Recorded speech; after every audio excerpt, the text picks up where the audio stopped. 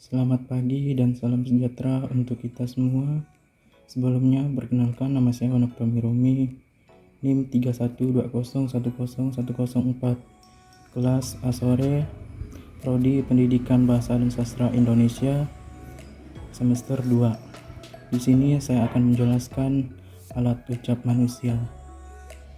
Mari kita menuju ke penjelasannya. Apa itu alat ucap manusia?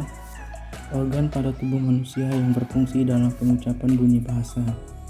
Organ-organ apa saja di dalamnya? Yang pertama, paru-paru, ada laring, paring, rongga hidung, rongga mulut, bibir, gigi, lidah, alveolum, palatum, velum, dan uvula. Nah, seperti inilah gambarnya.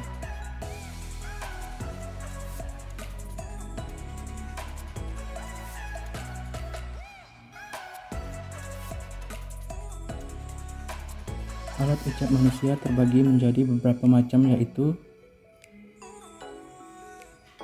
yang pertama, rongga hidung. Bunyi bahasa yang dihasilkan melalui rongga hidung dengan cara menutup rapat arus udara di rongga mulut dan menyalurkannya keluar melalui rongga hidung. Kita lanjut ke slide yang kedua. Langit keras atau pelatum. Dalam pembentukan bunyi-bunyi bahasa, langit keras berlaku sebagai artikulator pasif dan artikulator yang diam tidak bergerak. Dan yang menjadi artikulator aktif adalah ujung lidah atau daun lidah. Kita masuk ke slide selanjutnya. Lidah. Lidah terbagi atas 4 bagian, yaitu ujung lidah, daun lidah, punggung atau pangkal lidah. Lidah dalam bagian-bagian pembentukan bunyi bahasa selalu menjadi artikulator aktif, yakni yang bergerak.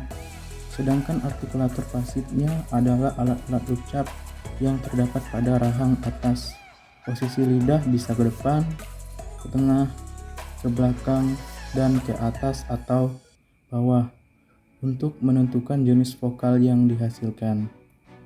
Kita lanjut ke slide berikutnya. Gigi. Dalam produksi bunyi-bunyi bahasa, gigi atas berperan sebagai artikulator pasif. Yang menjadi artikulator pasifnya adalah bibir bawah. Bunyi yang dihasilkan oleh gigi atas dan bibir bawah disebut bunyi labiontal. Lanjut ke slide berikutnya.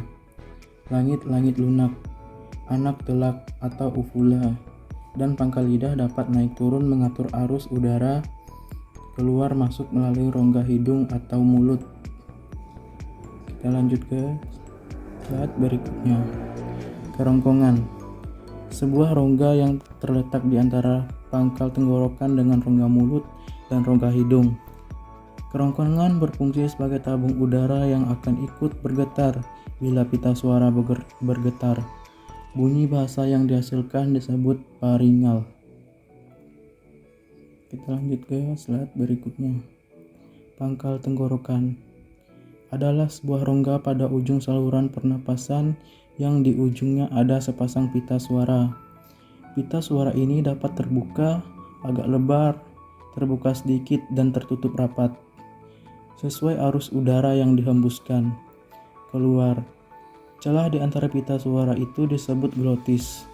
Pada glotis ini awalnya terjadi bunyi bahasa dalam produksi bunyi bahasa tersebut.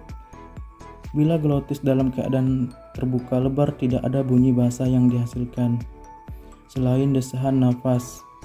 Bila glotis dalam keadaan terbuka agak lebar, akan terjadi bunyi bahasa tak bersuara.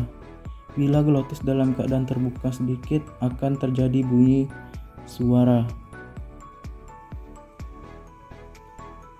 Lanjut ke slide berikutnya. Paru-paru. Sumber arus udara yang merupakan syarat mutlak untuk terjadinya bunyi-bunyi bahasa. Namun dapat juga dihasilkan dari arus udara yang datang dari luar mulut. Kalau arus udara yang datang dari paru-paru disebut arus udara agresif, dan kalau udara yang datang dari luar disebut udara ingresif. kita lanjut ke slide berikutnya. Bibir. Bibir merupakan bagian dari mulut atau lidah yang dapat melontarkan sebuah kata-kata dan menghasilkan suara yang membentuk sebuah huruf, maka terjadilah pembentukan lafal kata. Daripada kalian bingung dengan apa yang telah saya jelaskan tadi, mari kita masuk ke dalam gambar-gambarnya. Masuk ke rongga hidung. Nah, seperti inilah gambarnya.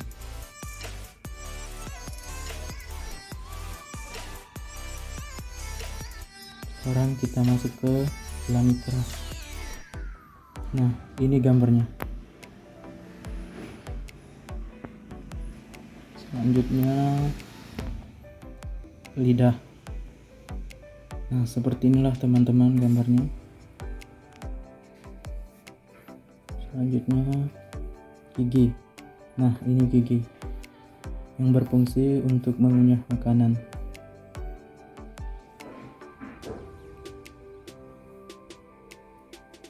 Langit lunak.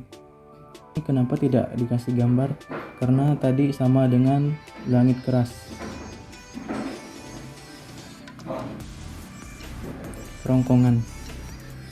Nah, teman-teman, seperti inilah gambarnya. Ini pangkal lidah. Kita masuk ke slide selanjutnya. Ini paru-paru.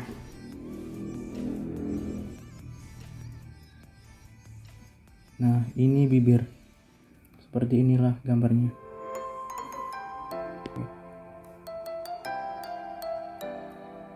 Dan penjelasan dari saya mengenai alat ucap manusia, saya ucapkan terima kasih.